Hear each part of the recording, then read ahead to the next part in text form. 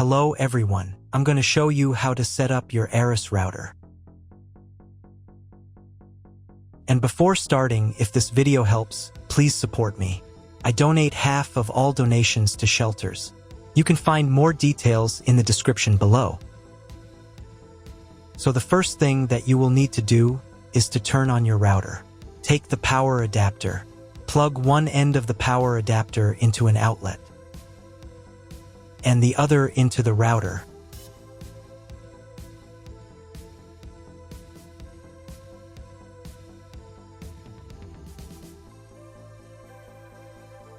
Then press the power button.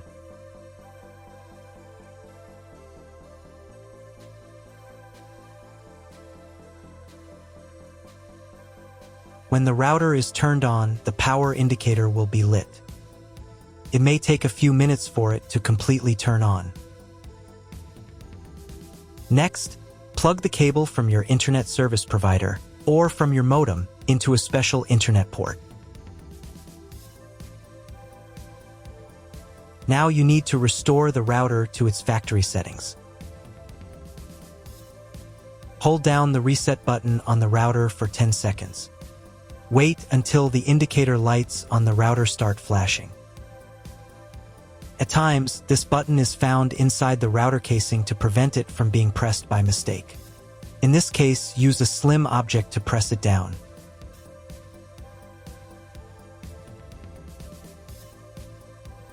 The router will restart, and the settings will go back to their original factory defaults. Plug one end of the Ethernet cable provided with the router into one of the LAN ports.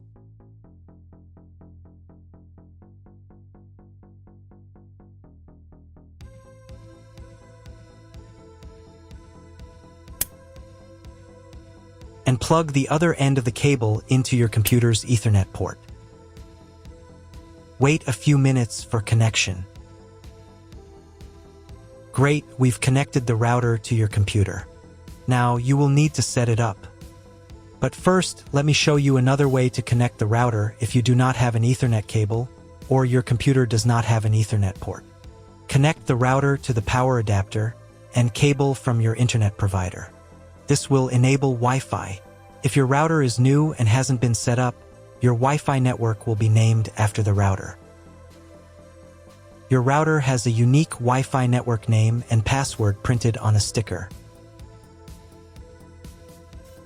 Connect to it. Awesome, you've connected to the router. Now let's get it set up.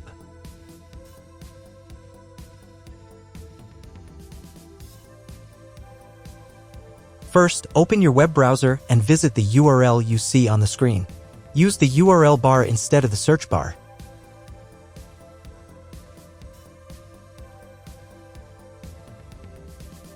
At the beginning you will see a form with a login and password.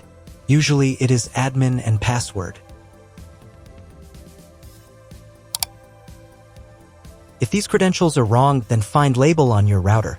The credentials are often printed on the bottom of the device.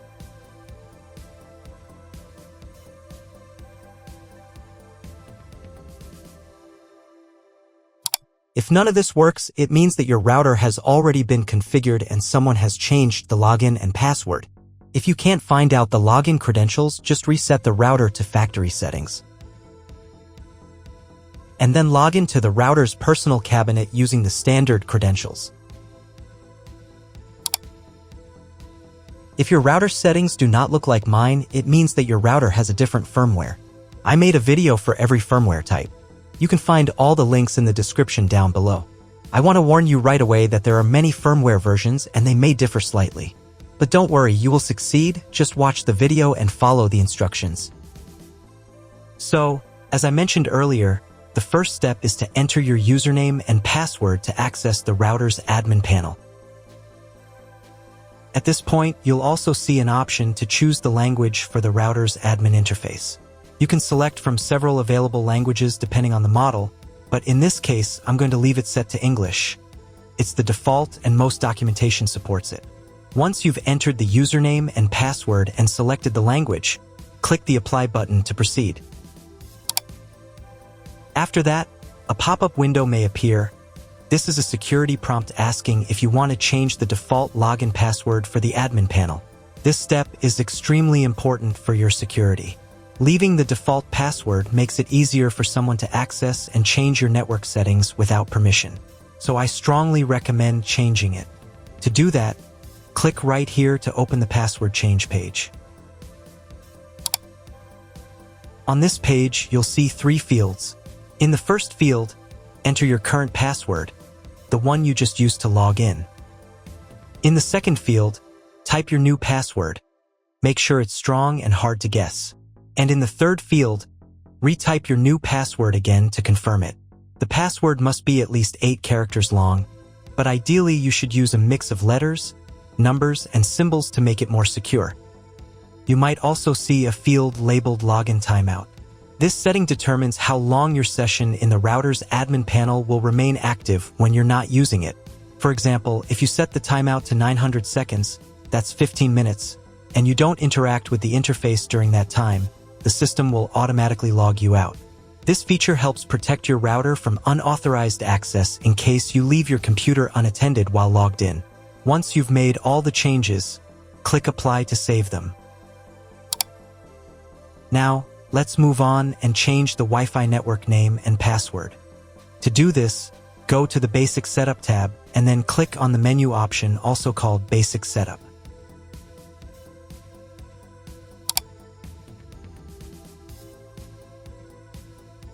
In this section, you'll see a field labeled Wireless Network Name. Here you can enter a custom name for your Wi-Fi network. This is the name that will appear when you search for Wi-Fi networks on your phone, laptop, or other devices. Right below that, there's another field called Wi-Fi Security Key. This is where you'll set the password that protects your wireless network.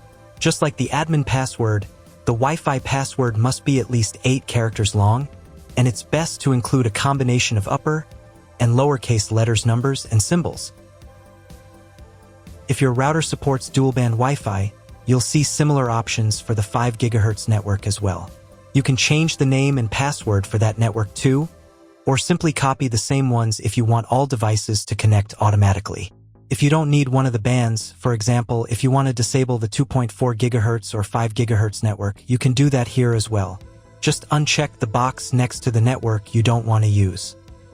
When you're done making changes, click the Apply button to save your new settings. You'll see a message saying, "Your settings are being saved." It may take up to 1 minute to write the settings. Please do not close the window or turn off your router while the settings are being applied. Once the settings are saved, your Wi-Fi connection will restart with the new name and password.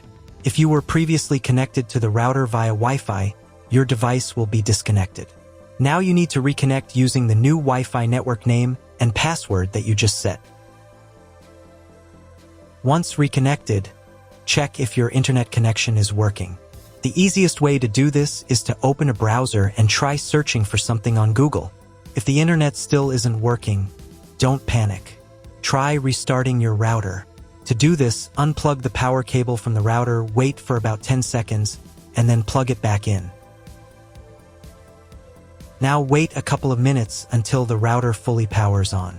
Once the lights stabilize, try Googling something again to check if the connection is active. If the internet still doesn't work at this point, you'll need to call your internet provider. They will give you the exact information about your internet connection type and any additional settings you may need to configure. That's all. If you found my video helpful, please support my work. Half of all donations I send to animal shelters. All details are in the description down below.